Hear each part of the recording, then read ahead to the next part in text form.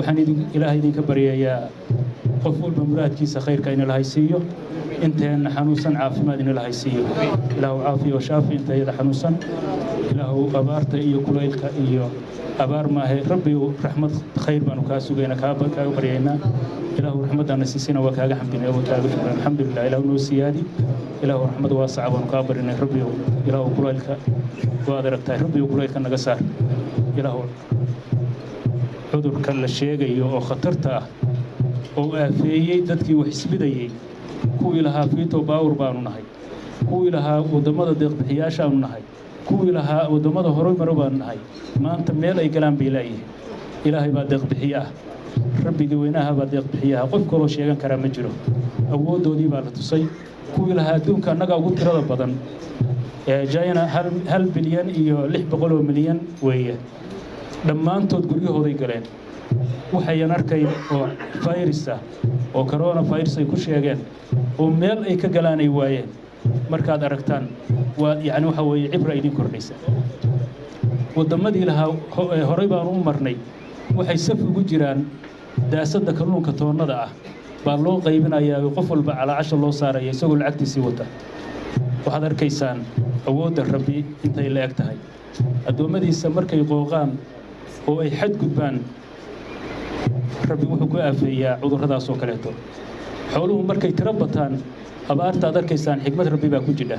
oo adduunka iyo dhulka khasifaan abaartaasaa rabbi ku soo saaraa ilaahay ku kala yareeyaa addoommaduna markay kibraan rabbigii weynaaha ay garan waayaan waxa ayan arkayn baa lagu salladaa ilaahay waxaan ka baryaynaa inuu ilaahay inaka ilaaliyo ilaahayna ka badbaadiyo waxaan si gaar ah u xusayaa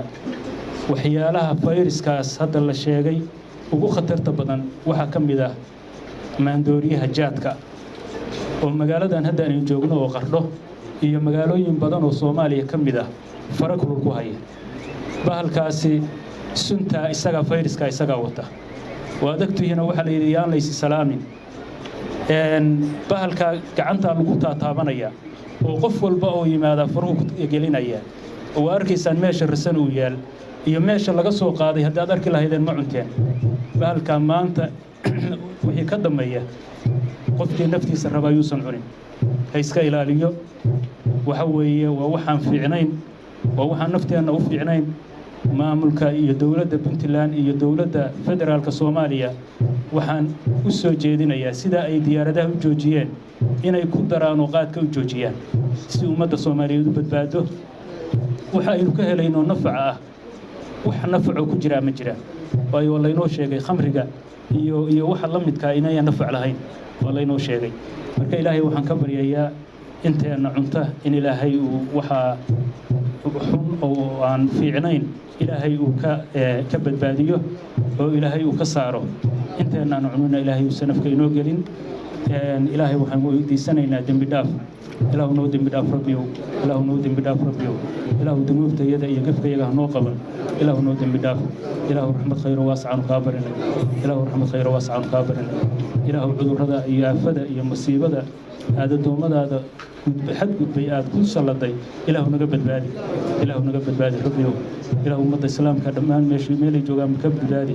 ilaahu ummadda Soomaaliyeed oo tabartooda aad ogtahay ilaahu ka badbaadi ilaahu naga badbaadi dhamaantay rabbiyo